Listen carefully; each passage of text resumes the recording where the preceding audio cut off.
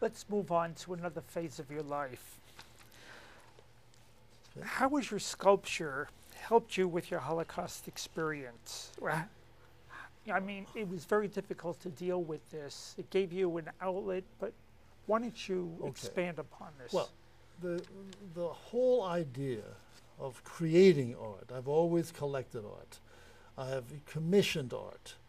I've had a decent life, but I like to surround myself with beautiful things. I never thought I could make them. I mean, I've written books. I've made presentations. Uh, my skills with my hands were never an issue. I mean, I'm basically a thinker, not an actual craftsperson. But I decided after I was in my, my last, probably in my late 50s, that I needed something for retirement. And I worked at Raytheon at the time, and I went to a seminar that somebody took me to about what you do after retirement. And I realized that and he made some questions, said, how many of you want to expect to play golf? And it turns out that everybody wanted to play golf in the room. How many of you have played golf? Less than half. How many of you are members of clubs? Less than a quarter. How many of you own clubs? Less than a tenth. And he said, well, if you need to have lessons, you need to be working so you can afford them. If you need to be a member of a club, you need to join now because you won't have the money to join then. Mm-hmm.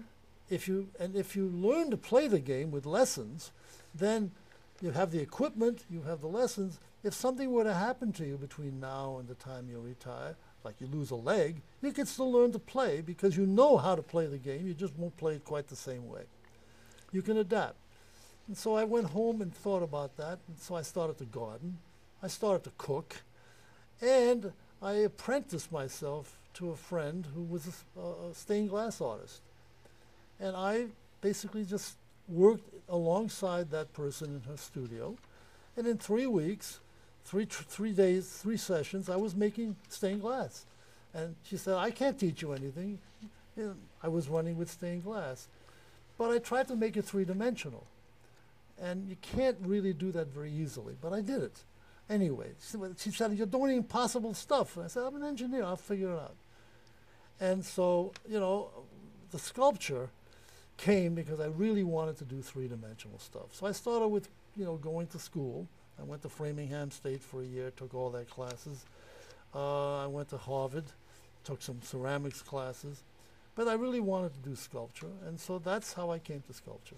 And I've been doing that about 8 years now. And has that helped you? Do you feel that's helped you cope with the Holocaust?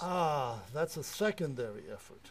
Turns out that while I was looking at live models, mostly figurative nudes, that I and my colleagues were doing, I really felt there was one individual who we had then that was not interesting to me. There was something about his demeanor, something about his body that just didn't turn me on. And I decided that I would do something more abstract. But while everybody worked on the model, I did one piece. I created a wax model of the last picture I had of my sister when she was about 5. And I realized that it was part of a bigger project when I did this. And the artist we had who was helping us said, you need to do this. This will probably be the most important piece of work you have done to date. And I described to him what I was going to do. And so I made a piece, which, as you described earlier, was called My Diaspora. It tells the story of my family and where they died, how they died, and myself and my brother reaching America. So it's done as of the time I'm a 9-year-old. And so by then I know nothing, but I found out later on. That took me 2 years to create, but it gave me enormous relief. And I made my first bronze when my son, my oldest son, my retarded son, died.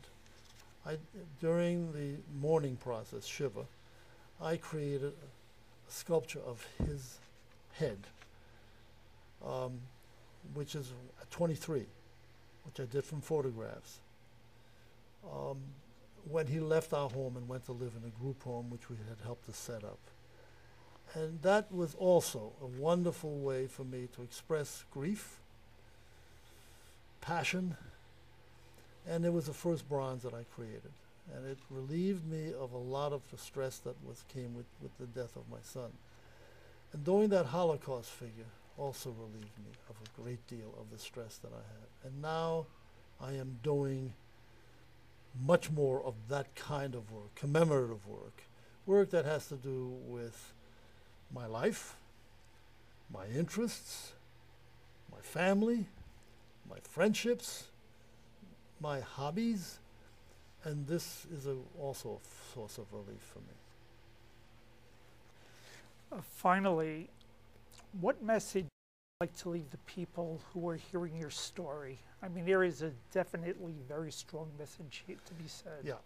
I, as a child, was a Kindertransport, but I didn't go to England. Of the 10,000 children who came out of Europe in the end of 38 and part of 39 until September 1st when the Germans invaded Poland and the war started and the Kindertransport stopped. I was again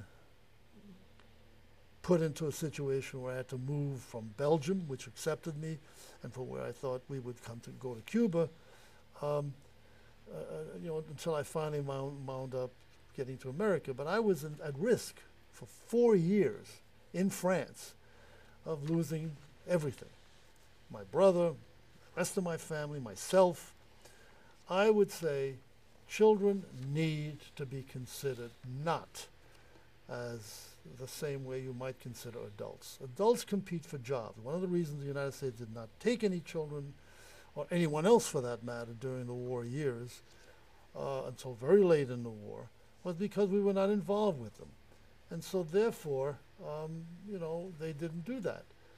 But I think you need to make a place for children who are in wars. Any genocide, any place where there is terrible earthquakes or other natural disasters, if people are willing to give their children up to save them, because they are giving up their lives to make sure their children have a chance to have a quality life, you need to change the rules. And had that been the case, my father might have died, but my brother and I would have immediately come to America, and we would have not been at risk anymore. So I think that's the message I'd like to leave. I mean, the standard message we Holocaust survivors say, never again. And I think my message is particular to children. Never again allow children to die needlessly because of immigration restrictions. Thank you, Fred. This has been a very, very touching story. Thank you. Thank you.